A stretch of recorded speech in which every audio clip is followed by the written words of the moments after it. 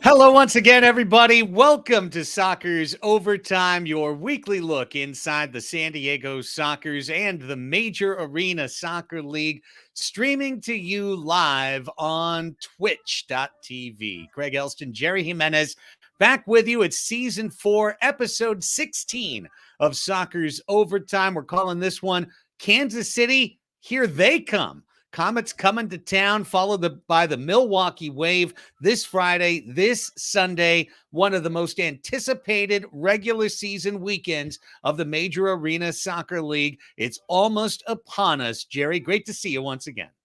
Good to see you, sir. Yeah, it's such an exciting weekend. I'm so excited. I've been waiting for this. I marked it. I circled it on my calendar when I saw the schedule come out. These two games are going to be so much fun. I'm so excited, especially after all the craziness with an MASL that happened this past weekend, which we'll get into. I'm even that much more excited. So, yeah, let's get it going, sir. Yeah, we got a lot to get to today. It'll be probably a slightly shorter show than past weeks. Why? Because the Soccers didn't play last weekend. This is the first episode of Soccer's Overtime since the season started that Jerry and I don't have a game to chew on and to break down and to tear apart and to bring you all the highlights of. So as such, we'll be getting into all the MASL news right off the top of today's show and talk about that wild weekend in the league and what it's going to mean setting the stage for the playoff race. Our special guest on this week's show, and we're really excited about this, is the analyst for the Kansas City Comets broadcasts on MASL TV. Erik Bergrud is going to be our guest. We'll get his preview on KC coming to town, talk about his path into talking indoor soccer, how he became a lifelong indoor soccer fan, some old Soccers, LA Lasers, MISL talk, probably with Erik Bergrud coming up. He will join us as we record live on the West Coast Tuesdays at 5 p.m. He'll join us at the bottom of the hour at 5:30. We'll wrap up with some Soccers news, what there is, basically setting the stage promotionally, tactically, logistically for this coming weekend. And we'll talk about also the weekend to follow, Alumni Night. Drop some dirt about a very special appearance that's coming on Alumni Night. And at the end of the broadcast, we will bring you the Soccers' potential playoff dates for the 2022 Ron Newman Cup playoffs. So get out your notepad, open up your calendar app, get ready. That is all coming up on this week's episode of Soccer's Overtime. All right, so we always start with a game review, Jerry, and no game. There was a game on Friday, a game of paintball held by the club. It was Team Mexico versus the world at the old paintball yard on Friday. Team bonding was had by all. That is awesome. Not quite the game that we're used to, but it looked like they had a blast. Just saw quite a bit of them posting pictures, and no, that looked like they were having a lot of fun out there and playing paintball. All the guys. Did you happen to know who took it? Who actually took home the trophy per se?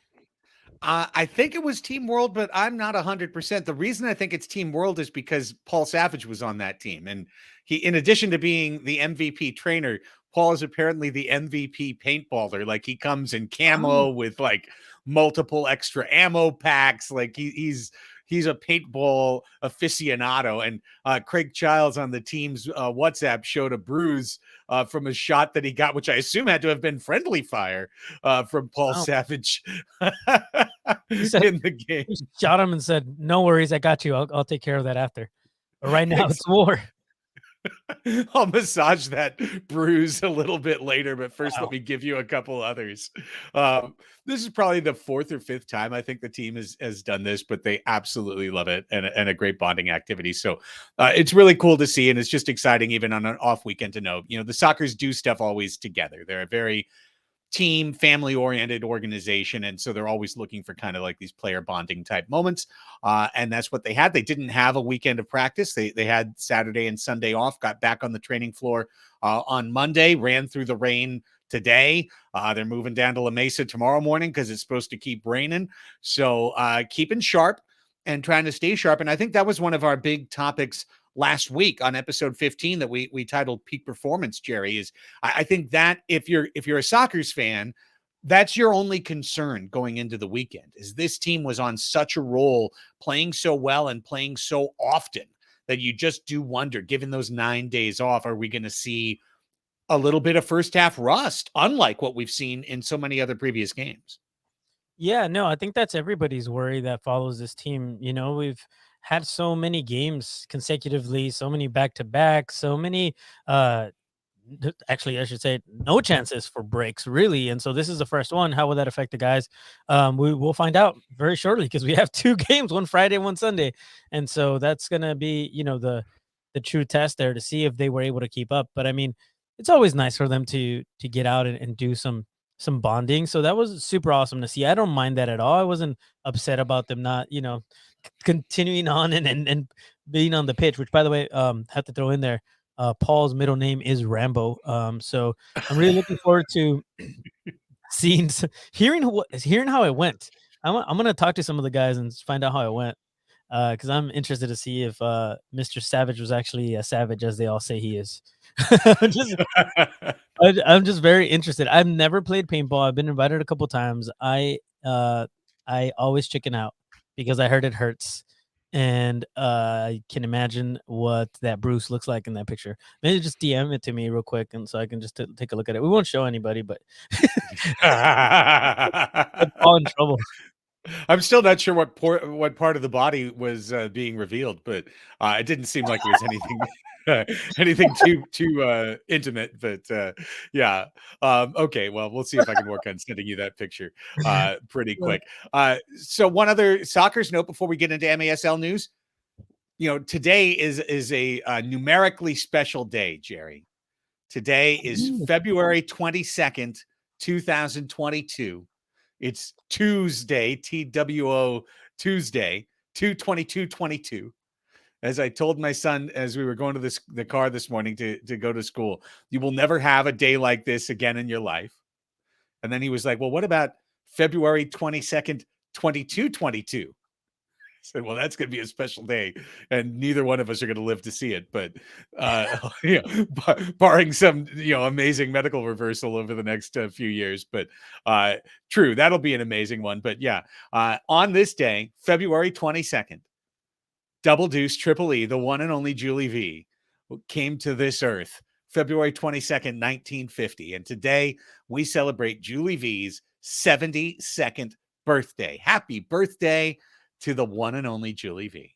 Happy birthday. I had the honor and pleasure of talking to him, and man, not only is he just such a character, I know that he has been throughout his entire career, but he's such a living legend. So happy birthday, sir. 72.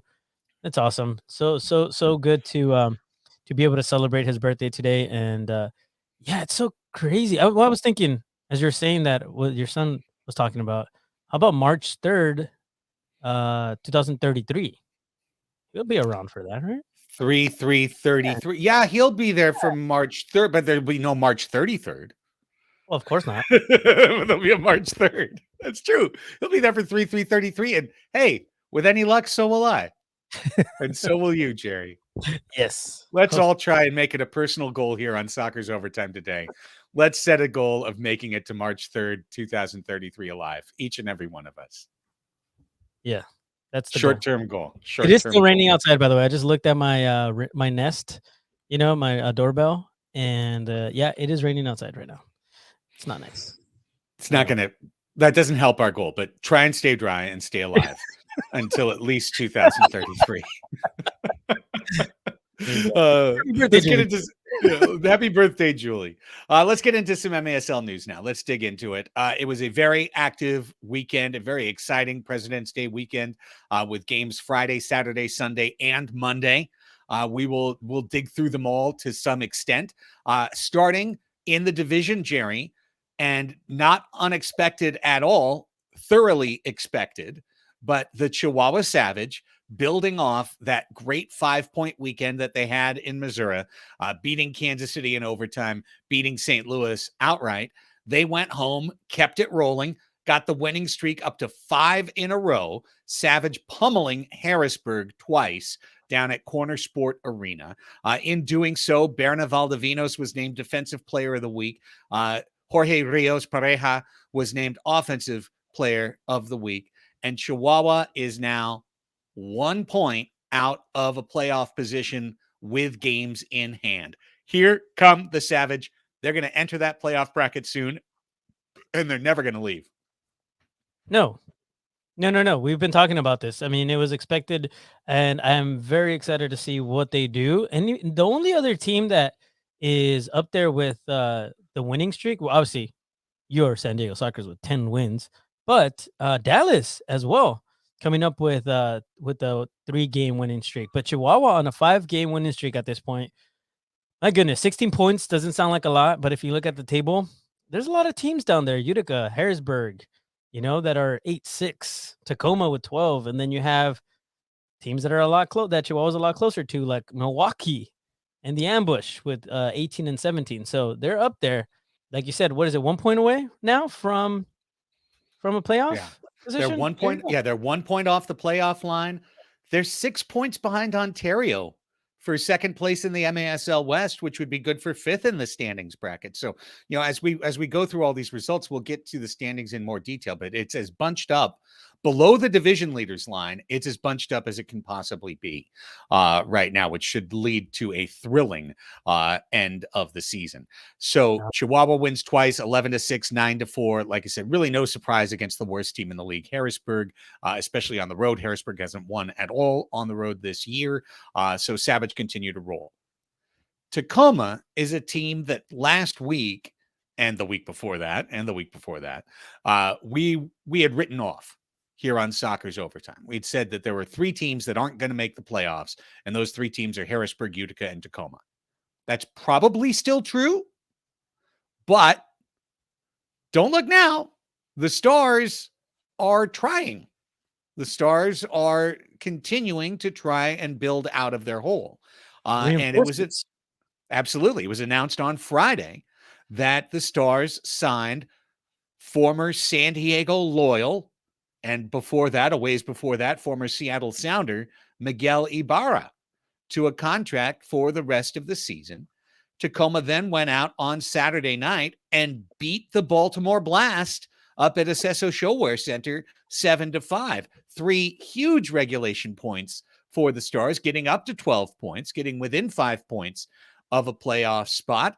And today on the MASL Transom, it came down that the Stars also signed former soccer Raimundo Contreras. Now, I went up to our director of player personnel, Cheeky Luna, and asked him about that today at the Soccer's office. And he said, oh, really? Because Ray still doesn't have the P1 visa to get across the border. But if you look at the schedule, Jerry, next weekend, not this coming weekend, but the weekend after, that's the weekend Tacoma goes down to Chihuahua to play 2 games back to back against the Savage. I'm guessing they signed Conte to come in and play those 2 games. That makes perfect sense to me. I wasn't even aware of that. See, so there you go. That makes more sense. And I'm still surprised that Chihuahua hasn't added more players as well down in Mexico. But yeah, I mean, with Tacoma, you mentioned Miguel Ibarra, also a Minnesota United star. Coming from MLS to USL to now MASL. Miguel Ibarra got his first assist. I did watch that game. Was pleasantly surprised. I think that it's going to take him a little while. He didn't get into the game too much, but he was also very much aware of the change in play. He was very fast. When he came in, he had really nice quick spurts of energy. And at one time, he got a blue card for a foul. But on his way out of the box, he was actually able to read the play as it was happening. The ball came right at him as he was coming out, and he saw a player, gave him the ball in with some space in the front, and ended up getting an assist coming right out of the penalty box. And if you didn't see that, it was very attentive of Miguel Ibarra, which leads me to believe that he's actually going to do pretty good.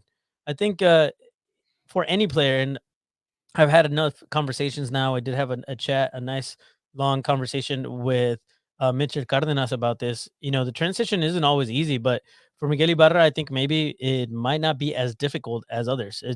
It's gonna be more of when he's being used, when he comes in for Tacoma, uh, during the run of play, how he can actually control the ball. He has great foot skills. He can control that ball, fantastically.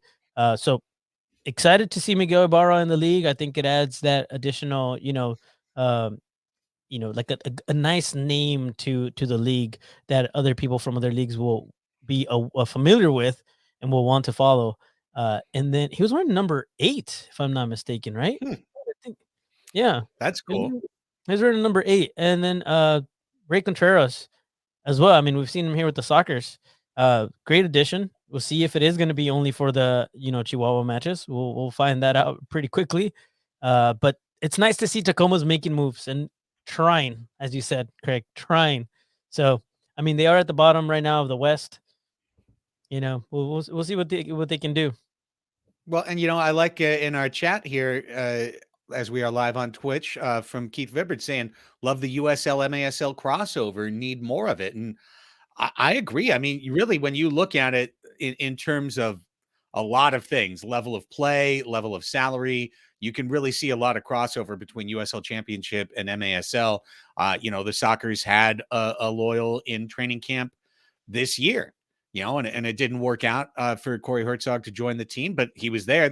I think you and I, Jerry, talked in the past theoretically about Miguel Ibarra, right? I Yeah, mean, I know he was on the short list of guys that we saw at Loyal and thought, okay, he could maybe transfer to indoor. And so, I'm really happy to see this. First of all, I'm very happy. This is going to sound counterintuitive because I'm working for a team that wants to win the championship. I'm happy to see teams improve in the MASL. I'm happy to see when a team is losing and they switch over, and then they turn over their roster. They try and get better. They try and keep making moves to improve, because teams that just sit back and then announce, "Hey, we've re-signed our whole team to a 3-year contract," like that, that's not improving. no, That's not getting better. That's just locking into to the level you're in. So I think that's great. I thought Tacoma, the last time we saw them, had cashed in their chips for the season. And when we heard the Nick Pereira OL Reign GM announcement, I think we both thought probably, okay, that's really it. They've cashed in their chips. But, credit to Lane Smith, the owner of Tacoma. He's not going that direction. He signs Ibarra. They're trying to get a little bit better. They're trying to make a push to get into that playoff bracket. There's no reason to tank in the MASL. It's not like you get first pick in the super draft or something, like yeah. might as well keep trying to win games. And so I'm really happy to see that. Well, and you were mentioning too. You just said, that might sound counterintuitive, but a champion's mentality is that of beating the best to prove that you are the best. So it's only better for the league, better for whoever turns out to be a champion to have beaten a team that is in full strength and that is as good as it can be. So yeah, I agree with you. I think that this move is good for Tacoma, and I hope to see more of it. I think we are far into the season, but I do not expect moves to stop happening. I do think there's going to be some moves. I'm hoping, maybe. I don't know. We'll see. You know what? I'm going to put the Milwaukee KC stuff at the end so we can transition into Bergrud very, very easily. I'll just Sure. note that the Wave, which are coming out on Sunday, announced today that they've signed goalkeeper Joey Capinos. And I know that's a player that even the Sockers had on their radar, for a potential backup earlier in the year. The last time the Wave came here in March of February of 2020, Joey Capinos was in net for Milwaukee. So it'll be interesting to see if he jumps right in net for them. Matt Perella's been doing pretty well for them in goal as their number one, but we shall see. They just signed Joey Capinos today. Dallas on Monday smashed St. Louis, absolutely smashed them. 11-6 was the final. St. Louis had one tiny, like 5-minute flurry in the third quarter where they turned 4-1 into 4-4. And otherwise, they were not really there in the match to any great extent. And, St. Louis was in a much better position than they have been lately, Jerry. You know, they've really fallen down and to the 8th spot now, 5-9-2, so essentially 5-11 on the year. No one's played more matches than St. Louis. They only have 8 left, and I know I said it a couple of weeks ago, but I think it's pretty clear St. Louis is going to be the team that drops out of the current top 8. I feel very confident, unless something magical or dramatic turns around. You know, they changed coaches. Their owner is coaching their team. The team does not look like they're completely tactically aligned right now. I know it says in the standings they've lost 1 in a row. Maybe that's because they had an OT loss in there along the way that it broke that up. But I think it's more like 7 in a row, or 6 or 7 in a row that St. Louis has lost. So Yeah. not a good run right now for the ambush. And when you know that Chihuahua is going to pop into the top 8, someone's got to pop out. And right now it's looking like that's going to be the ambush. Yeah, no, I completely agree. So you're looking at some of the numbers, and obviously in the Central Division, it's quite a battle for the top at this point, because you have Kansas City, who's only played 13 points, but they're up there with 31. So Kansas City is running away with the Central as of right now. Then you have Dallas and Milwaukee in the middle. There, just St. Louis is dropping out very, very quickly, of out of favor and not looking very good at all. And as you said, Dallas just completely destroyed them, and it's going to continue to happen. I do have a feeling Dallas is going to continue to destroy teams. They're getting stronger. I mean, they looked great, and now on a 3-game winning streak. Yep. So Yep. yeah, looking good. Yeah, and I added it up with a couple OT losses in there. It's 6 straight losses for the ambush. Wow. So yeah, things going south in St. Louis. They're now at the bottom of the Central. But what a jumbled standings we have. When you look at the standings right now, Jerry, San Diego, top of the table, 36 points. Florida and Kansas City, each with 31 points, leading their respective divisions. So they go into the number 2 and number 3 slots, respectively. Florida has 1 game in hand over Kansas City, so they get that 2 spot. And then 6 points separate 4th and 8th place. 7 points separate 4th and 9th place in the standings. Really, really interesting. So with that regulation win on Monday, Dallas actually moved a point ahead of Ontario with 23 standings points. Ontario is in second with 22. Now they have 2 games in hand. They've played 13 games to Dallas's 15.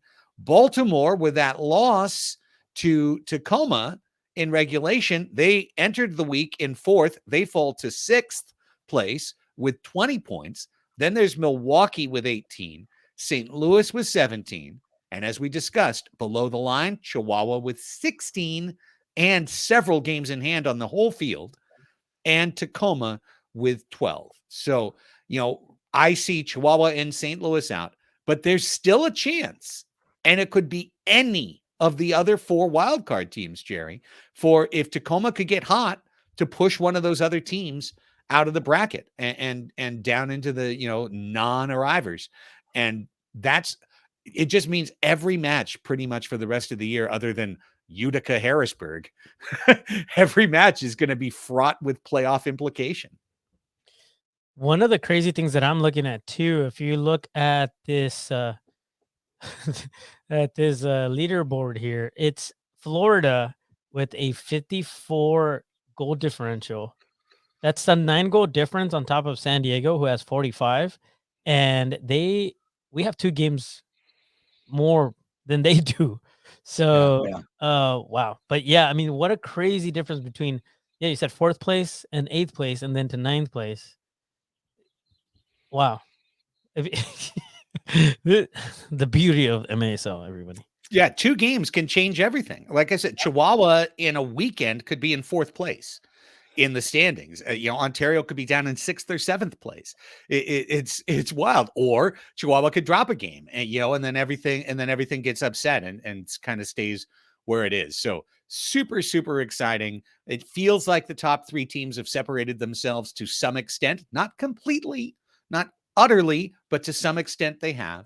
But 4 through 9 and maybe 4 through 10 is going to be so much fun from here the rest of the way. And as we approach our special guest, let's transition to the last topic that we had held off there, Jerry, which is really the marquee series of the weekend. It was Milwaukee hosting Kansas City on Saturday, and then the two clubs switching venues and Kansas City hosting Milwaukee on Sunday. Home teams won each game, 8-4 for Milwaukee on the Saturday night affair. The Sunday afternoon game went Kansas City's way much more definitively. 11-4 was the final score on that one.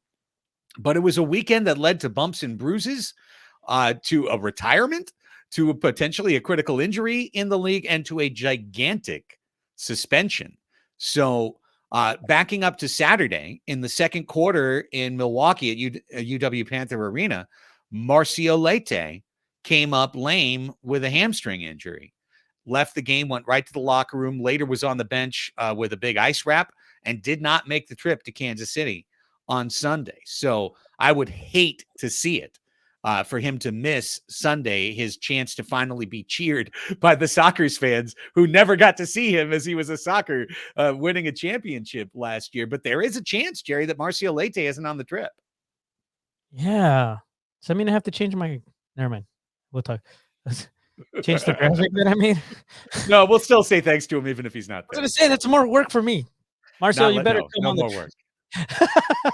That's super selfish. How selfish is that? I mean, no, I hope that he's doing okay. Obviously, what a crazy weekend, man. And it starts with that injury, but wait, there's more. Right? It was one of those weekends. Because, well, I know you've got the right dramatic music because the Kansas City Comets won 11-4. The game was over.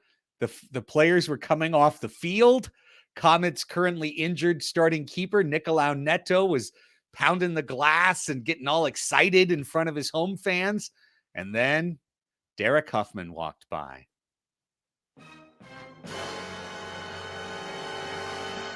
And guess what? Derek Huffman, well, he spit on Nicolau Neto. He spit right in Neto's face, right on his cheek. And the video made its way to MASL Off the Wall on Facebook. By Monday morning, it was right there for everyone to see. And today, the MASL suspended Derek Huffman 5 games, which means, of course, Huffman, and we can talk about his impact as we bring in Erik here momentarily. We can talk about his impact to the Wave. But Huffman wasn't playing defense. He was playing target forward and scoring a lot. So, I mean, for Milwaukee, a team that we just talked about, they're just 2 points above the playoff line right now, Jerry. I mean, this is a big loss for the Wave and obviously a senseless loss to have Derek Huffman's anger get the best of him once again. Yeah. You know, it's one of those very unfortunate situations. I mean, obviously, if you want to see what happened, it's very easy to find it on the internet. You can go and do that. But it's super unfortunate because it's totally unnecessary. Totally, it could have not happened. And Derek Huffman is and has been a very important part of Milwaukee this season. And they're not going to have him, for the game against San Diego, which, I mean, benefit for us, but not good for Milwaukee. That's 5 games. That's just, it's crazy. And I think it was just so it's so what you would expect to from a character like Derek Huffman, which I hate to say, but he's known to do some crazy things. He's such a character. And I don't know what was going through his head. Just, the heat of the moment got to him. But these Kansas City, Milwaukee games get intense. And so this is what happens. And here we are now, with no, but Leite probably not making the trip, and Huffman definitely not making the trip. So, I mean, good for us, I guess. Well, let's right now welcome in our special guest. We've set the stage. Now let's get some more dirt. Let's get some more detail. Let's talk to somebody who was there, who saw it with his own eyes. And that is the man who is one of the most popular voices and faces most recognizable in the major arena soccer league. He and Nick Vassos are the voices of the Kansas City Comets on MASL TV. Our friend Erik Bergrud is making his Soccer's overtime debut right now, live on Twitch and, of course, on our YouTube channel and podcast as well. Erik, Craig, and Jerry out here in San Diego, thanks so much for the time, my friend. Really appreciate it. That hoodie, Craig, just brought back the old feels. When I saw that classic logo, I was like, ooh, 15-time champions. We got 15, baby. We're aiming for 16. There's a team in the way in Kansas City, but we'll talk about that. But Erik, we just kind of laid out the planks of the walk here for what happened on Saturday and Sunday. Can you take us through both kind of like the intensity of this rivalry that maybe we don't know just how sharp it is out here on the West Coast, but then also the specifics of what you saw on Sunday? Sure, and going back to your previous segment, I think what's going to be brilliant about 3-3-33 is Comets and Wave fans are going to be arguing with each other still in terms of who's right and who's wrong. So look forward to that for 11 more years. It's a tough rivalry. So sort of a three-way rivalry between Baltimore and Milwaukee, Baltimore and Kansas City, and then what you saw last weekend. And those teams don't like each other.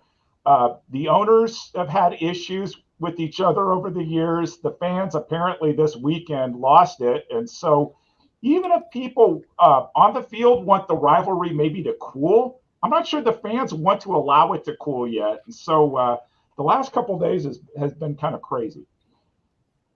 So we saw the video. Obviously, the league saw the video. And Derek Huffman gets a 5-game suspension. And I thought it was very notable that in today's press release, they said because it's of his track record. It's not just that it's this incident plus Derek Huffman's career. And the league is going to require him to conduct 16 hours of anger management class before his suspension can be revoked. I know you had the chance, you interviewed him when the club came to Kansas City. Huffman's a character, as Jerry referenced him in this league. He's also been a guy who's really gotten into some serious incidents that have crippled his career and crippled the teams he's been on. I guess this is the push me pull you of Derek Huffman. If you sign him, you get all of the baggage too. So it's interesting. If you didn't get a chance to watch the game, it's available on MASL TV on YouTube. I'd encourage you to watch it. So we record we do halftime interviews, one of the visiting team, one of the home team whenever we can. And in this case, they literally had just gotten to the arena. Huffman graciously went upstairs. So we recorded this before the game. We had a great conversation. I've chatted with him on social media over the last couple of years, so I had a connection with him. But clearly, he's not the number one favorite of Kansas City fans, and Kansas City fans were on him the whole game. It was a tough game for Milwaukee. You mentioned earlier, Marcio Leite was out. Back-to-back games, sometimes teams tend to bring out the worst on the field and off the field, and so emotions were getting pretty hot there. Huffman had gotten a yellow card in the third quarter, a little altercation, which we couldn't see because this was after the goal. The lights went out, the spotlights were on, and we couldn't tell what was going on. And so you mentioned that the video had surfaced. So Nicolau Neto had headed towards the corner where the Wave were walking out. He was pumping up the fans, pounding on the glass, and then that incident occurred. There have been multiple views of it. So where our vantage point is, where Nick and I can see was directly across, we saw Neto's reaction. We were too far away to see what had happened, but we could definitely see the aftermath of it. And if you listen to the broadcast, you'll hear I reference it looked like Neto got spat on. And so in terms of the league's decision, guys, people were pointing to an incident that took place last year in the playoffs when a St. Louis Ambush player, Jonathan Santos, spat on Kevin Ellis. I know you want to talk about Kevin Ellis later, and got a 2-game suspension. And so over the last day or so, people were questioning whether that would be the benchmark. Clearly, the league had other factors in mind that they weighed when they went with a higher penalty. Yeah. And, I can only speak to my own, and it's been extremely limited experiences with Derek Huffman because he doesn't play in our division. He hasn't played in our division. He's come out very rarely. The one time Derek Huffman came to San Diego, which it was a game we just referenced, February 2020, he got into it with fans in our stands. He made a point after scoring a goal to make a gesture into the audience to scream very loud, top of lung obscenities directed at least toward the section where our owner's wife sits every single game. And it was a mess, and Erik, you get to see him more often. So I really don't want to speak out of school, but my observation throughout my career in pro sports, in negotiating personalities like this, there are certain guys who, in my opinion, don't understand the difference between being a fan and being a player, and understanding where those boundaries lay, and how there are certain privileges you get as a fan that you don't get as a player. As a fan, I can air out Derek Huffman from my seat with the expectation that Derek Huffman is not going to come back at me, in some demonstrative way. And I just feel like those lines and those boundaries are something Derek struggles with. Well, and I think if the league weren't serious about wanting to help him, give him an opportunity to help himself, they wouldn't have even touched the anger management. So I think that was a legitimate gesture by the league to say, look, yes, we're going to issue this playing time penalty, but we want you to take care of yourself. Otherwise, they wouldn't have even bothered. Just a couple thoughts. One is we attempt to be as neutral as we can in Kansas City as we think about our broadcast. And so selecting Huffman as our interviewee, A, was very intentional, B, not terribly popular with Comets fans. And so I will tell you, I didn't see that coming. I didn't see that coming before the interview. I didn't see that coming during the interview. I didn't see that as we walked downstairs afterwards. But I also wonder, and this is my opinion, this isn't the team's opinion, the league's opinion, with the glass down in a lot of arenas, it creates less of a barrier between the fans and the players. And I'm not rationalizing, I'm not excusing it at all, but it may raise the temperature in some instances that didn't used to be in previous decades when glass was up.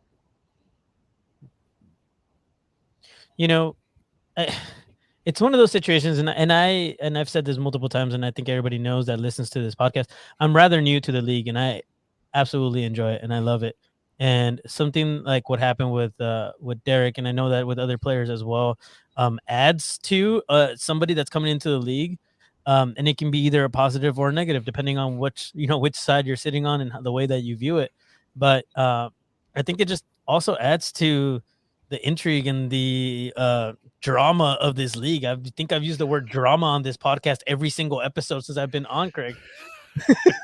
I'm serious, because it's crazy, but it pulls you in, and you're like, wait, what happened? And you want to know, and it of course the league, it's in the best interest of the league also to take care of its players. It always will be, and it absolutely will agree with you on this one, Erik, that it shows that the league cares. The fact that they did say, hey, you have to go to anger management, and also that they touched on specifically it's 5 days because of previous situations and other things that have happened. Right. So no, I really appreciated that from the league. When I read it, I was like, oh, this is this was coming, just a matter of time, and I'm glad that they tackled it right away. I mean, it's Tuesday today, so it was rather quickly that happened. But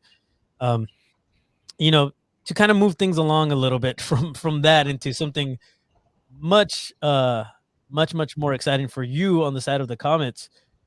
What a season, man. And I think that obviously you can tell me if I'm wrong, but I would assume for Kansas City, it's very much every year is the same. They want to win the Ron Newman Cup. Every year they want to win the cup. They want to be the best that they possibly can be. This year, sir, no exception. What's your reaction so far to the season that the Comets have had? So I think if you went back a couple years, you would probably, and you were extremely objective, you would probably conclude the Comets had left the core of their previous heyday team together maybe a little bit too long and didn't plug in new pieces. And so you can see the evolution last year into this year. And I've heard multiple announcers say this. I totally believe this, that the teams that competed last year the 7 teams, head and shoulders had an advantage going into the season over the others that didn't. I don't think there's any doubt about that. If you look at San Diego, circumstances led the Sockers where it did to win the Ron Newman Cup, but much better position coming into this year than, say, a Milwaukee was, a Harrisburg was, et cetera. And so I think Kansas City left last season with a bad taste in its mouth. It was so close to playing the Sockers in the final, so close, and ran out of legs against Ontario. And so they went into voluntary practices early. I think this team was hungry to prove something. And for the most part, so far, so good. I was at the game they lost in St. Louis. Shouldn't have lost that one, but it is what it is. The Chihuahua one, Chihuahua's a legit team. You guys said this before. Who's going to want to take them in the first round? I've asked different players about this. I don't think anybody wants a piece of them, right? No. And then Milwaukee, I saw that loss coming. That it's always tough for the Comets to play in Milwaukee, so I wasn't surprised Milwaukee won Saturday night, and I wasn't surprised that Kansas City came back and won on Sunday. And the club is rolling, obviously in first place. You've got a still decent 8-point cushion over Dallas to have that top spot, which gets you into the top 3, extremely advantageous in this new MASL playoff bracket. But when the club was so hot, I know a couple was back on MASL primetime when Alex Bastiavansky asked me for my way too early MVP at the quarter pole. I had Nicolau Neto as my quarter pole MVP because he was starting every game, playing every minute, 6-0 in net. At that point was either close to or leading the league in Triple Crown categories. Nicolau in the news this weekend, unfortunately, just for being on the receiving end of some expectoration. But when can we expect to see Neto back in net? Legit question. So I talked with him on the field before the game. If it were up to him, he'd be playing. He would definitely be playing Friday night in San Diego. I think the coaching staff and the training staff might have another opinion. And so if it were up to him, he would be there. He'll make the trip. I would expect to see Lou Meisner in goal against the Sockers Friday night, but stranger things have happened. I think it's more realistic that that he comes back for the March 4th game here against Dallas, but we'll see. Funny story is we're having this conversation on the field about what's his status, and I'm looking over in the distance, and he's diving on pregame warm-up. So normally teams in the MASL, the starting keeper will take a few shots and then gets out of the way, and then the reserve keeper gets all the busy work. And I'm like, that guy over there, he's supposed to be resting his knee, and he's like diving down on the ground. And so I asked him about it. He's like, I can't help myself. It's sort of a reaction there. But there is a difference when he plays. I think teams give him respect for the way he holds the ball on he's comfortable with his feet. He's comfortable with distribution. I think when the Sockers, this isn't a state secret, when the Sockers look at tape, they'll see that teams have been pressing Meisner when Meisner has the ball. Chihuahua did very successfully. Milwaukee did very successfully. And I talked to Meisner about this because Nick Bassos interviewed him. He was the other interviewee with Huffman. And what I told him is I think the Comets need to give him better outlets. So when your goalkeeper has the ball, particularly with the new rules, there needs to be somebody he can play the ball to that can't just assume he's going to figure it out himself. And I think the Comets adjusted a bit on Sunday. Yeah, and obviously with Neto, I'm glad he's not playing. Obviously, I'm on the other side of things, but very interested to hear what happened with Kevin Ellis. Was recently announced as retiring in the middle of a season, you can say.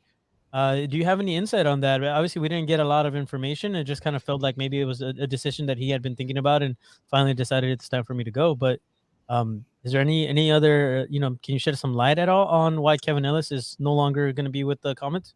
Well, I don't read minds, but let me give you a little bit of backdrop. So if you go back to the playoff run last season, he was hurt and he was playing hurt and he could barely kick the ball.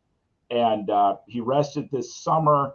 Then there was a question, does he come back? Does he not come back? He came back. He hadn't played 100% of the games.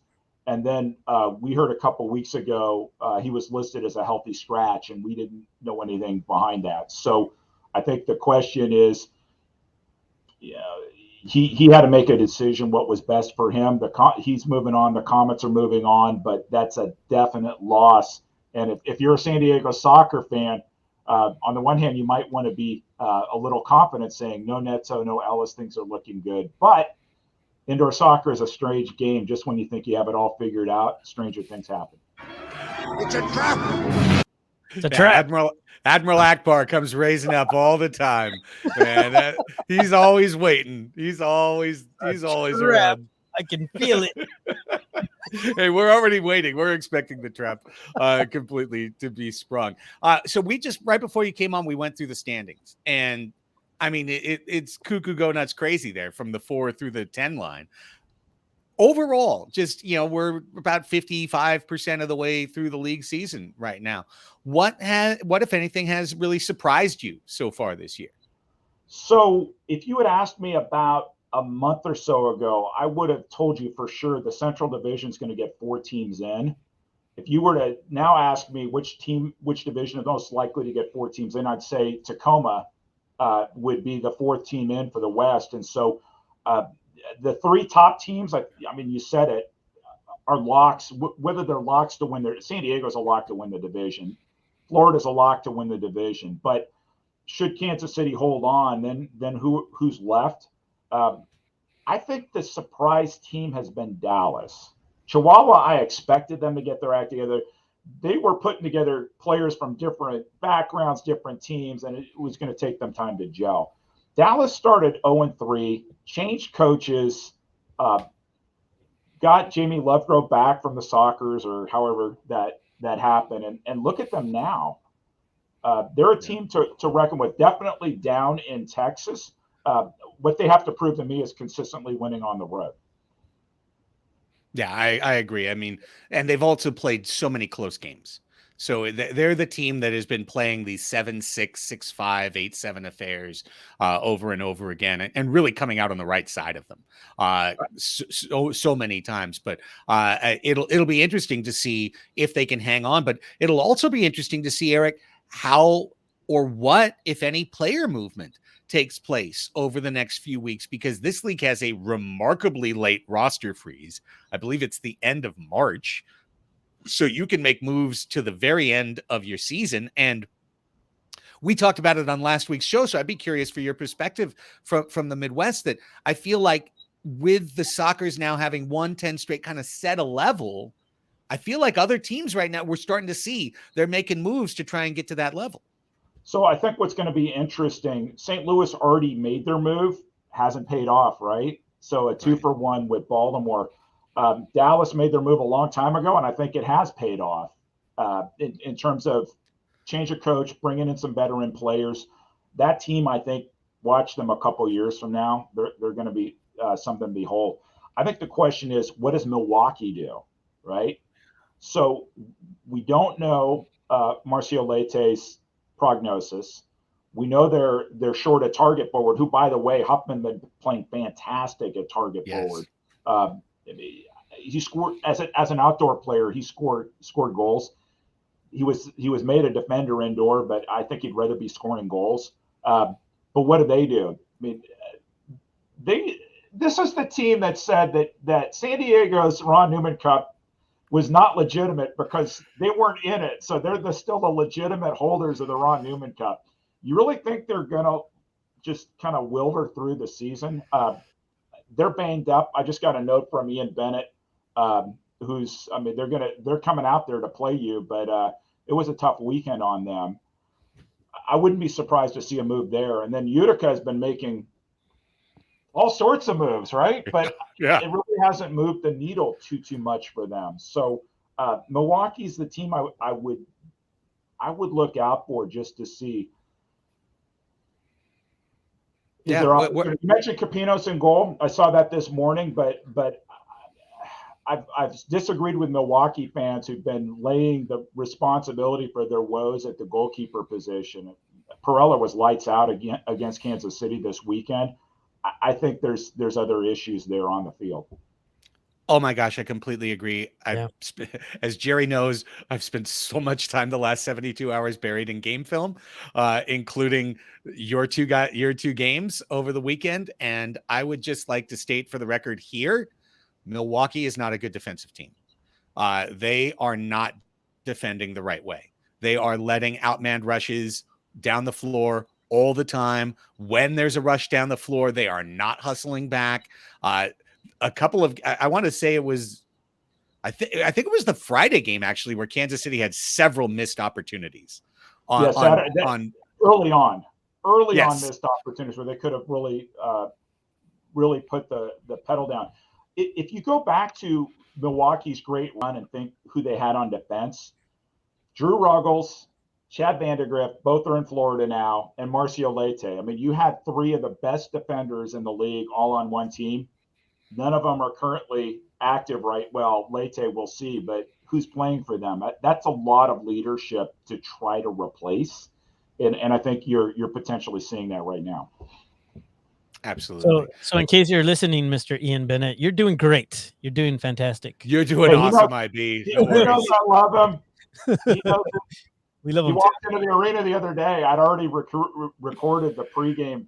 I'm like, hey, IB, I've already said the good things about you, so you don't have to say anything to me. So. Yeah, we love him. Well, I mean, he usually scores 5 or 6 against you every time you see him on that blue turf. So. All the time. All the time. So holding him to 1 goal was a moral victory. Unquestionably. Hey, before we let you go, I know you've told this story on some other shows as well, but just how did you get here? I mean, here you are, and it's wonderful to be here, and we are happy that you are here, and we're happy to be in this conversation with you. But I know you grew up an MISL fan, but what was your path to get to the booth where you are? So my history as a fan, I grew up in Los Angeles, was a huge LA Lasers fan, had my heart broken by the Sockers so many times I can't even tell you. But I've lived in Kansas City for 30 plus years. Witnessed the Sockers breaking the original Comets' heart. So I've seen it all. I've been announcing college soccer here, and Tom Wynn, the Milwaukee Wave announcer, is always gracious talking about Park University and all the players who've come from our university playing in the MASL. Berto Palmer in Ontario, Kyle Williams in Florida, then a bunch of guys for Kansas City. And so they were looking to make an adjustment in the color position a few years ago, and I got a 1-game trial. The first game of what would that have been, the 1920 season, and like, all right, you try it. And then they said, hey, do you want to stay? And I've been there ever since. So Nick and I had never worked together. Nick and I really didn't even know each other, and we just clicked immediately. How fun is it to work with Nick? Oh, he's a professional. I mean, you talked about all the game film that you've watched, Craig. Here's somebody who's been doing this since 1996. We mentioned on air Sunday that he was the color announcer of the 2002 All-Star game, MISL All-Star game. So, I mean, he has all the pedigree, not only as a soccer announcer, but he's on TV here in Kansas City every day. So things I didn't have to, when you're a college soccer announcer, it's a little bit more low budget. You don't have to worry about production value. Just point the camera at the play and talk behind it. That's pretty much what I do. But how to set up shots, just everything. How do you work with a partner, which I didn't have to do. And I've learned so much from him, and he knows I appreciate it. And I think what's been good for us is people assume that we've been doing this together for a long, long time, but this is only our 3rd year together. That's awesome. You wouldn't think that at all, actually, because, and again, coming into it as a new fan, I mean, you two are absolutely 2 of my favorites. I mean, obviously, other than my boss over here, Craig. Of course. Hey, Craig and Nate. Well, and we're different than Craig and Nate are. And I think that, I guess biologically I'm old, but as a MASL announcer, I'm not, although I've been a fan for a long time. So I guess that gives me some street cred. But what's been interesting is talking to newer announcers and just saying, you have to do your own thing. Right. And so to do it, so Craig and Nate have this unique thing, particularly in that 3rd quarter switch that works in San Diego, that wouldn't work in Kansas City. But what we do in Kansas City wouldn't necessarily work in another market. And particularly since we do so much of the history. I mean, I think that's what sets our show apart, or our broadcast apart from others, is it's extremely historically laden, because what we're trying to do is build bridges with the past that might have gotten lost. So in San Diego, you've been the Sockers forever. Not the case in Kansas City. When the original Comets folded after the 90-91 season, the Atlanta attack moved to Kansas City, became the Kansas City attack. And so there were two distinct franchises that preceded this one. And so part of our challenge is trying to draw people in from the different eras, but also reminding newer fans, by the way, we don't have 15 championship banners that we can point to up on the ceiling, right? But there is a proud history nonetheless. No, that's awesome. All right, Sorry, last thing. Can I take this next one? Because I actually go ahead. Really interested in this this question. Oh, I know you are, Jerry. Go for it. Go for it. Sorry, I just you know, one of the things seen and being a part of the MLS supporters and USL supporters, I see a lot of differences with the leagues. MASL, obviously not a very old league, hasn't been around for very long. There's been different iterations of indoor as we know it. But I'm interested, because of your background and your knowledge and you being a fan, and then also now being on the inside a little bit, where do you see maybe some room for improvement for MASL? What do you want to see? Where do you want to see MASL improve? And as you answer that, Eric, I just want to let you know, I researched this carefully. This is a safe place. This podcast is a safe place. You cannot be fined. This is not a game broadcast. You can't be fined for what you say here. You can. This is a safe place for you. I got to think about this. Okay, good to know. Let me offer 2 or 3 different points and see if this resonates with you. So here's the first, and if you've heard from JP Telecamera and the others in the league, they have a challenge in terms of how do you pull back the fans from the past? How do you try to get a current fan base going? And then how do you reach out to USL, MLS supporters? Here's one of the challenges. There's 2 challenges with that. The family approach works to a certain extent, because how many kids buy season tickets? I'm the exception to the rule, because I grew up a referee. So when I was 16 years old, I plunked out my own check for, we wrote checks back then, Jerry. I plunked out my own check. What is that? Yeah, exactly right. Checkmo. It's called Checkmo. Yeah, Checkmo, that's right. For my LA Laser season ticket. If you look at what's worked, particularly in MLS, it's millennials, it's younger people, and they're buying season tickets, and they're there for the experience. And so how do you keep everybody happy in MASL? How do you get the traditionalists who think everything was great back in the 1980s, and then the families who are wanting to have something for their kids, and then the supporters who they're wanting to bring in the drums and their passion, where everybody in the 80s mindset is wanting you to play 80s songs all throughout the game. I was about to make a Depeche Mode reference there for Nate, and it just kind of like it escaped me, right? How do you keep everybody happy? And so I think they're going to have to choose, right? Choose what you want. I'm reflecting back on my recollection of what it was like going to a soccer games as a visiting fan back in the 80s. You could park your car at a bar, and then you would get a van, if I remember it right, and they would have like buses and vans from bars, like pubs, that would take people to what was then the San Diego Sports Arena, right? So back then, it was the place to be, and they weren't so worried about were the suburban soccer kids part of it. Yeah, they would come, but just like what we see here in MLS with Sporting Kansas City, are there kids there? Sure, but they're the icing. The cake is the supporters who are there thick and thin. And so it's going to be a question for San Diego. It's going to be a question for Kansas City. Who do you want to be when you grow up? Yeah, that's a great point, Eric. And of course, it's something we're dealing with and struggling with and tackling, every day and every week. And it's easy to say, why not both? But you're right, when certain things run counter to the other. And I mean, I know definitely here in San Diego, we've made a choice in terms of we have formed explicitly our arena staff, our game day operations staff, like when the supporters' energy is there, that is what will carry our arena. And if we have it, we're going to use it. If we don't have it, then yeah, we've got a DJ, we've got cues, we've got stuff, but we've tried to get away from, we've tried to get away from the electric summer atmosphere of just, nonstop music. It's AC/DC, it's Foghat, it's whatever, right. Nonstop. We're trying to keep that out and stay in on keeping the energy of soccer alive. I'll throw my one in. Okay, let me just throw my one in. You threw your one in. I want unanimity. I want unanimity from this league, from every owner, from the league office on the issue of visas. I'm not going to go all the way in. There's certain things I'll leave under the carpet right now, but not every team is on the same page on this issue.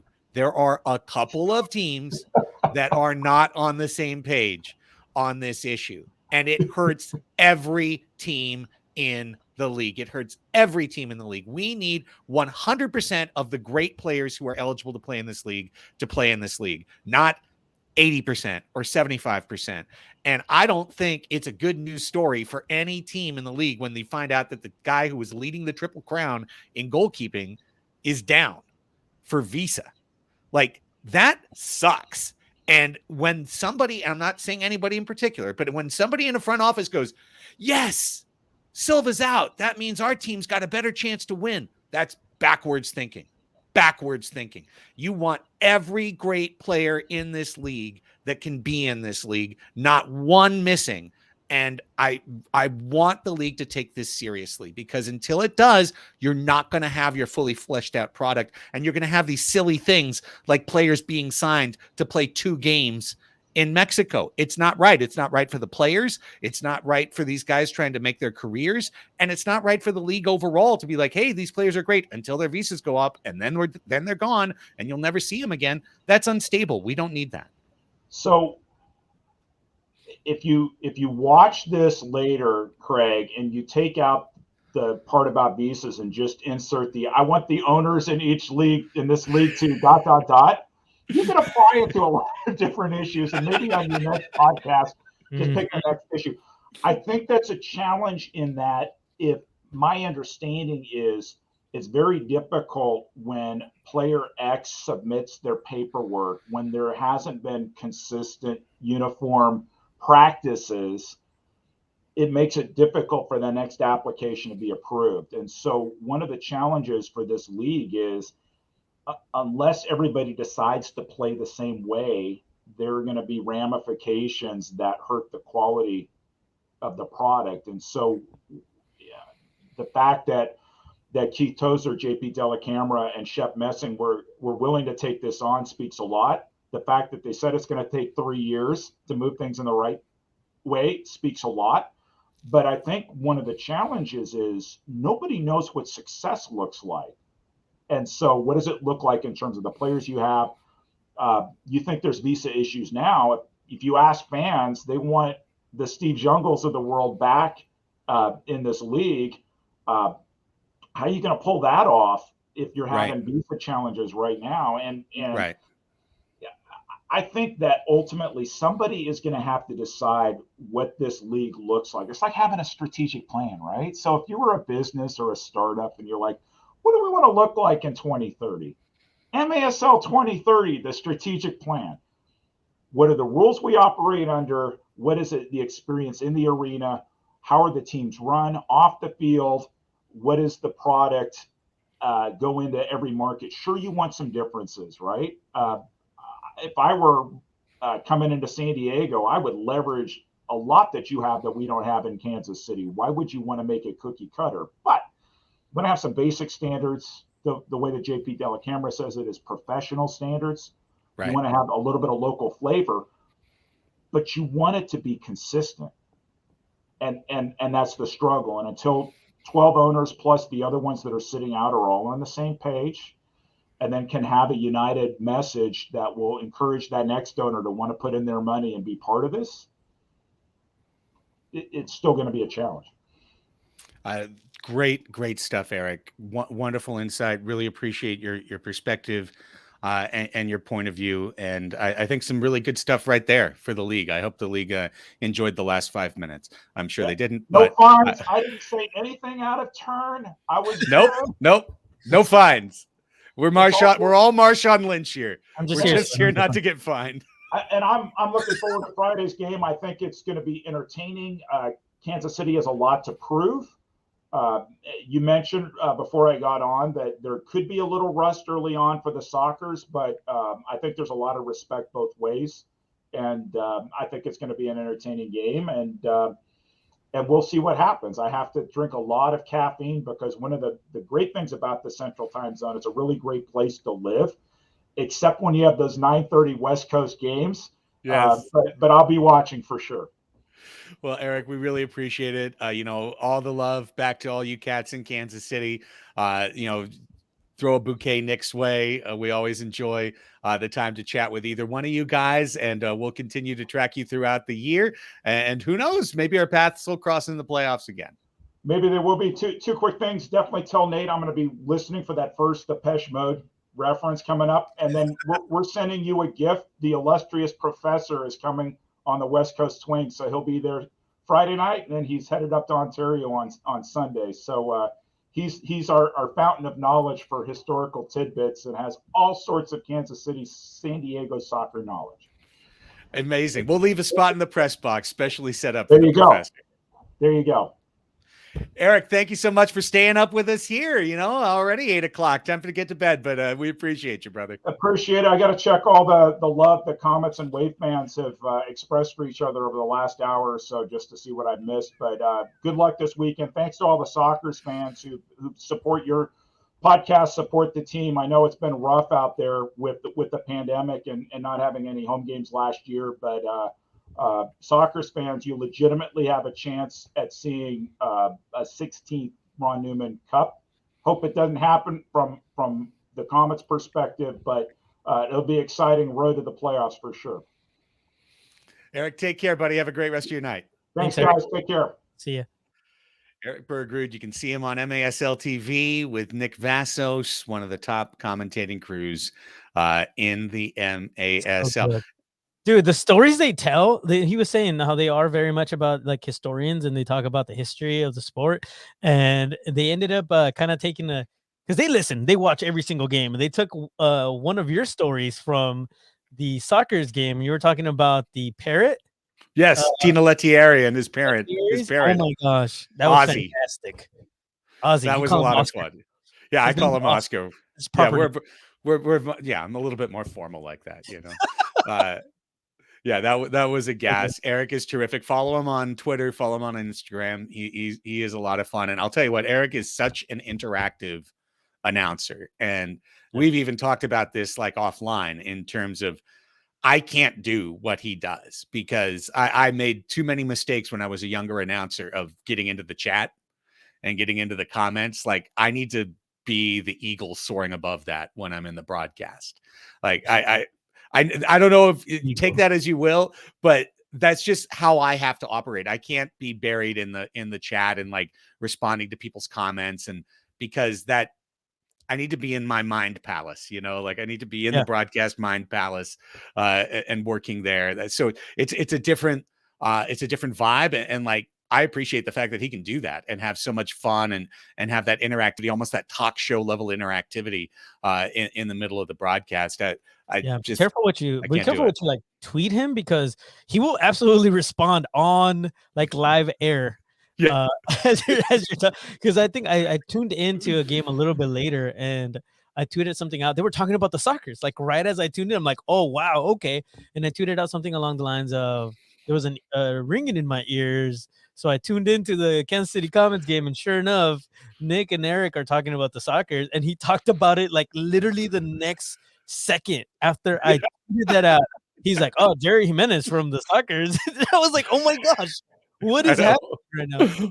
Watch the game, Erik. Watch the game. Keep your eyes on the field. So good. Thanks to Erik for coming. That was awesome. Absolutely. All right, real quick, just a few quick announcements, and we're going to be out of here. Every time I swear to you, Jerry, that we're going to go short, and here it is. It's 6:12 already. We'll talk to you. We love our show. We have fun with you, the fans. It's a great show. We love it. Great. Soccer's Overtime is proudly brought to you by Three Punk Ales. And we just wanted to mention our dear friends in Chula Vista once again. Three Punk Ales, the proud presenting sponsor of Soccer's Overtime for 3 seasons in a row. Check out their tasting room on 3rd Street in Chula Vista. Go get yourself a $5 beer. Tell them Soccer's Overtime sent you. See if they'll give you that discount. It's not necessarily negotiated, but they'll probably give it to you anyway. And and shout out to the Emo Brown Social Club, some of whom will be coming to the match on Friday. So that's a great club you can join, affiliated with Three Punk Ales, where you can get discounts all around San Diego County. But Three Punk Ales, they are amazing. Go to threepunkales.com. Yes, they deliver. No, I don't know if they deliver to Kansas City, but if they do, you could get some amazing cerveza from South Bay, San Diego. Threepunkales.com. That's the number 3, the word punk, P-U-N-K, the word ales, A-L-E-S.com. Three Punk Ales. Next announcement. I invite all Sockers fans to check out the wonderful Cheeto FC podcast, of which episode 9 featured San Diego Sockers defender Mitchell Cardenas. It was a wonderful interview going through his entire soccer history, how he grew up with the sport in the Ciudad de Mexico, coming up through college, leading the NCAA in assists, getting picked in the super draft by Houston Dynamo, going back playing in, was it Venezuela? Sporting Kansas City. Yeah. He got right. He was, yeah. Sporting Kansas City, actually. Yeah, right. Played for Sporting Kansas City, but later went on, played in Guatemala in a situation where like he wasn't sure if he was safe every day. And then, of course, making the transition to indoor. It's a beautiful interview.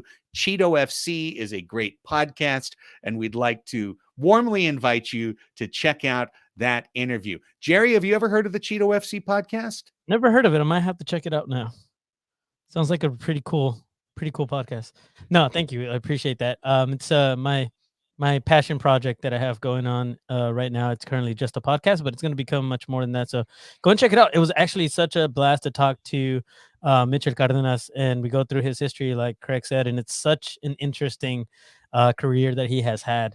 So yeah, definitely go check that out. Episode 9 is live right now. Go find it where you find this podcast. You can find that podcast. Okay, Friday, San Diego Sockers, Kansas City Comets. It's a 7:35 kickoff. There will be a 2 p.m. Sockers 2 match. Quick Sockers 2 update.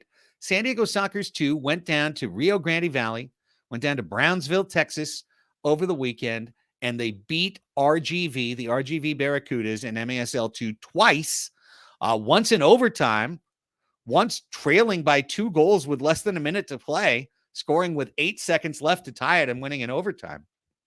But Sockers 2 won twice, which means they're now, just like Sockers 1, they're in the boss seat in their league. If they win out, they will finish top of the table. And at least in the Western Conference, I think Cleveland Crunch is undefeated. But great weekend for SD Sockers 2. So if you're looking to check out Sockers 2 M2 action, that is at 2 o'clock, I think against Turlock on Friday. But then, and that's a $10 ticket with free parking. 7:30 is when the Sockers and Comets will get together. 7:35 kickoff. It is a $2 Bud Light Friday night. Let's go. Let's go. It's Tuesday, but you can already think about how to spend $10 super productively on Friday with a $2 Bud Light productively Friday night. Very productively. It's payday, and you're definitely getting more than $2, I hope. So go and grab yourself a beer, or 3 or 10 or 20. Don't do that. I do not. Yeah, don't maybe not 20, but maybe not 20. Something short of 20, something more than 1 and less than 20. If you're used to drinking craft beer, maybe you will need 20. I'm just saying. that's a very good point. That's a very good point. Yeah, $2 Bud Light Friday night. Team poster giveaway. The Sockers official 2021-2022 team poster will be given away to all fans in attendance. And I want to repeat that because the restrictions have been lifted, Now, you still have to have, your vax or a negative test to get into Pechanga Arena. It's still a very safe place to come and attend a match. But the mask mandate's been lifted. Things have been loosened. So we will have, and I'm saying it again, we will have post-match autographs for the team posters. So you get that team poster, you want to get it signed by the team. You can come down on the floor and get it signed by the team after the match. We'll be doing it in shifts to make sure that people aren't too overcrowded, but that will be a thing that's happening Friday evening. So get excited for that. You really haven't had the opportunity, right, to have that interaction with the players so far this year. You're going to get that on Friday night. No, it's been sad because, we get the announcement usually about halfway through the game. Friendly reminder, actually in the third quarter. Friendly reminder to everybody, due to COVID, the players will not be making the rounds around the stadium. And now you get to actually do it. So officially putting in a notice, I will be taking a break during the signing so I can get myself a poster and be a fan and not get in trouble. So you'll see me in line. Okay, we accept. And lastly, we'll have a special halftime presentation to honor and recognize San Diego Wave FC, the new NWSL team that's coming into San Diego. Very excited for this.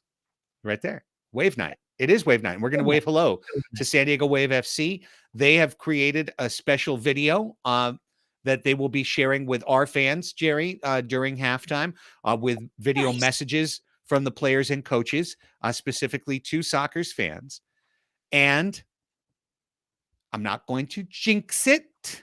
We talked about this offline before we started the live show. Not going to jinx it, but you can anticipate a very, very significant San Diego Wave FC person, person of interest. Don't say nothing. It's a trap. Yeah, you'll get in trouble. I won't say anything. Jinx it. Somebody that you definitely know. Somebody who's very important to U.S. women's soccer over the last several years will be there. Should be there. Will be there at halftime. Yeah, positive things out into. Will be there. And we're very excited to welcome her. And by the way, the San Diego Sirens are going to be there. I heard from our director of tickets, Spencer Ishii, that already 35 members of the San Diego Sirens, the new NWSL supporters group, have signed up to come to the match on Friday. I know some locals have signed up to come to the match on Friday. And I know some Chavos have signed up to come to the match on Friday. So we should have a nice supporters presence on Friday. We talked about that last week, Jerry, on the show. Yes. We'll talk about it every week, but I'm really excited to see that. I think maybe the wheel's starting to turn, and I'm really excited to see how it continues to revolve. So that's Friday. $2 Bud Light, team poster, post-match autographs, Wave FC halftime, very significant, nationally recognized person down on the floor at halftime. Sunday is a match not to forget, because the Milwaukee Wave are coming to town. And as Erik said, the Wave had this whole thing at the beginning of the year about the Sockers aren't champions. We're champions. You can't be champs because you didn't beat us. Well, get our chance on Sunday. It is a 5:05 start for the Sockers and the Milwaukee Wave. I mean, of all the matches on the home schedule, this was the one when I first thought of it. I was like, yes, Milwaukee's coming to town. This is exciting. So the action will start early, because not only will there also be a Sockers 2 match at 12:30 p.m. On Sunday afternoon, $10 ticket, free parking. There will be a fan fest outside in the parking lot from 3 to 5 in the north area at Pechanga Arena, San Diego. Food, beverage, music, excites, various joys. I love that. Exaltations. That will be outside. So you can come in, cruise in, get there a little bit early. Come in, cruise the fan fest, check it out, have some fun. And then, work your way inside. Gates will open, of course, at 4:00. We have Thunderstick giveaways on Sunday. The ones that you blow up and, bang, bang, bang, bang, bang, right? They are yellow. They say awesome since 78. It's going to be a great visual in the arena. And it's going to be a great match between the Sockers and the Waves. So bring the noise, bring the excitement. We will see you on Sunday. We will see you Friday at 7:35. We will see you on Sunday at 5:05 for two of the biggest matches of the season. Now, I just want to drop this one. This is a Soccer's Overtime exclusive reveal. Okay, this is a Soccer's Overtime exclusive reveal. Oh, Brian R188. Where do we get Soccer's 2 tickets? Great question, Brian. The answer is you can go to sdsoccers.com/tickets to get your tickets. You can go and order them right now, or you can call 866-799-GOAL. That's 866-799-4625 if you would like to order tickets without any convenience, quote unquote, convenience fees. You can do that by ordering over the phone. If you call right now and you get a message, don't worry. Spencer or Ezra will call you back. So sdsoccers.com/tickets, 866-799-GOAL. Okay, this is a 3-match homestand. We talked about Kansas City. We talked about Milwaukee. The 3rd match of the homestand, it's Chihuahua, baby. Chihuahua. Sunday, March 6th. Now, that's going to be a great game. Chihuahua's on fire. That could be the 2 hottest teams in the league going head-to-head. But that is also our alumni night. And after missing, after having the 2020 alumni night canceled due to COVID, having no home games in 2021, it's been 2 years since we've had a Soccer's alumni night.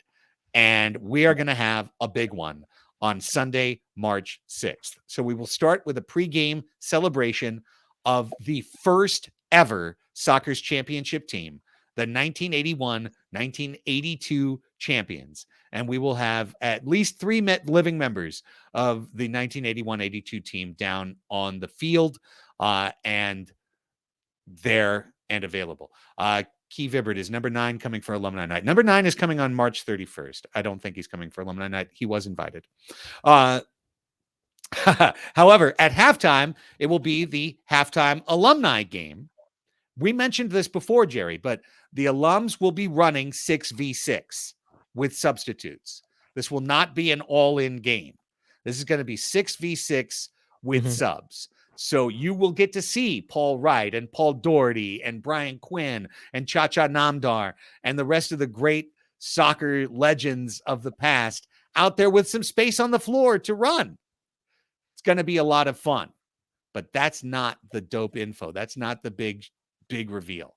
You ready? The big reveal I just found out today, and I was so excited when I heard it. I was like, I can't wait to share this with the fans at 6:25 p.m. on Soccer's Overtime tonight, which is that for the first time since we've been back, San Diego's all-time greatest defender, the man who won the most championships in soccer's history, the Indoor Soccer Hall of Famer, whose number 12 hangs in the rafters on the east side of Pechanga Arena, San Diego. Number 12, Kevin Crowe, will be at the alumni match on Sunday, March 6th. He will not be playing, but he will be making an appearance at the alumni match on Sunday, March 6th. And I am so excited that Kevin Crowe and the Soccers are reconnecting, that Kevin Crowe and the Soccers are getting back together, and that Kevin Crowe, pride of San Diego State, Aztec for life, 7-time champion, San Diego Soccers, is going to be back out on that floor and hearing it from the fans. So let's get everybody out there on Sunday, March 6th to celebrate Kevin Crowe, to celebrate these great San Diego Soccers, to celebrate our 1981-82 team, to watch the alumni game go 6v6 and be as competitive and exciting as it's ever been, and to watch the Soccers and Savage, which who knows? Could that be a Ron Newman Cup finals match or second round match? Like it's going to be a legit match. So super, super excited. And I hope you guys are excited to hear that Kevin Crowe and the Soccers are reuniting. So excited for that. It's going to be an exciting next 3 games. Again, this Friday, the 25th, Sunday, the 27th, and then March 6th. Mark your calendars, be there, make a point to be there. It's going to be an amazing time, and really looking forward to seeing Chihuahua too. I mean, obviously, like I said, I definitely circled this weekend because it's going to be a crazy one with Kansas City and with the Wave coming in. but then also Chihuahua. That's man, that's gonna be quite a week. Oh, hey, before we forget, friendly reminder: next week we are going to have a different day that we're going to be broadcasting the Soccer's Overtime show. So join us on Monday instead. Right, Craig? Is that what we're doing? You're gonna try to. Let's hold off on that. No, It's okay. either going to be Monday. Well, because you can't make it, right? No. So it might either be Monday or it's going to be Craig by himself. Well, if Jerry can make it, we're definitely doing it on Monday. Oh, I can't make it on Monday. Oh, that's right. Remember? Oh, You told me you couldn't make it on Monday. That's true. I don't know. I don't control my own life anymore. Just stay tuned. We're either going to take a week off with soccer. We're either going to take a week off with Soccer's Overtime, or I'm going to host it on Tuesday with maybe a special guest host, or maybe I'll get Kevin Crow to come on. I don't know. Oh, that'd be awesome. Stay tuned. That Stay would tuned. be awesome. Stay tuned. D Bishop, what was the rift between Crow and the Soccers? Can't speak to it, man. Cannot speak to it. It happened before me. It happened before any of us, before any of this current group that exists. It was something that had to do with either the 2000 to 2002 or the 2004, 2006 San Diego Soccers, but it had nothing to do with us. So super excited to have Kevin Crow back. Okay. And let's see. Did I have anything else? Alumni. Oh, last thing. Make a note of this. We have, I got some playoff dates. Got some potential playoff dates. Potential playoff dates. Okay. So we Both know things for sure. Yeah. No matter what happens, we know the Soccers will host their first round. Probably they'll host all 3 rounds if they stay in the position that they're at. But they should be definitely in position to host the first round. And the Soccers' second leg of their first round game, their home playoff leg, would be Sunday, April 10th, 1 week after the home finale. Sunday, April 10th. I will tell you right now, we do have an opportunity to place that game on a Saturday, which we haven't had all year long, Saturday, April 9th. And we are choosing Sunday, April 10th, because San Diego Loyal play at 7 p.m. at home on April 9th.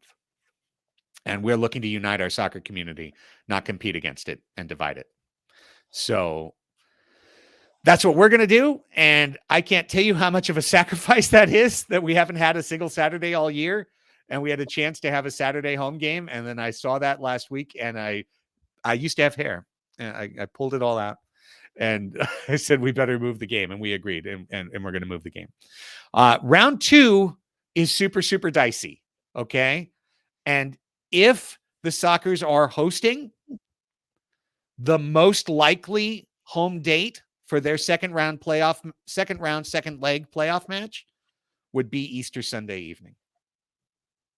I hate it. Sunday, April 17th. However, it's that, or it is the following Tuesday, the 19th. Those are the dates offered to us by the arena. Either Easter Sunday evening or a Tuesday night home game. And we thought Sunday would be better. So that's where that is. Make a note of it.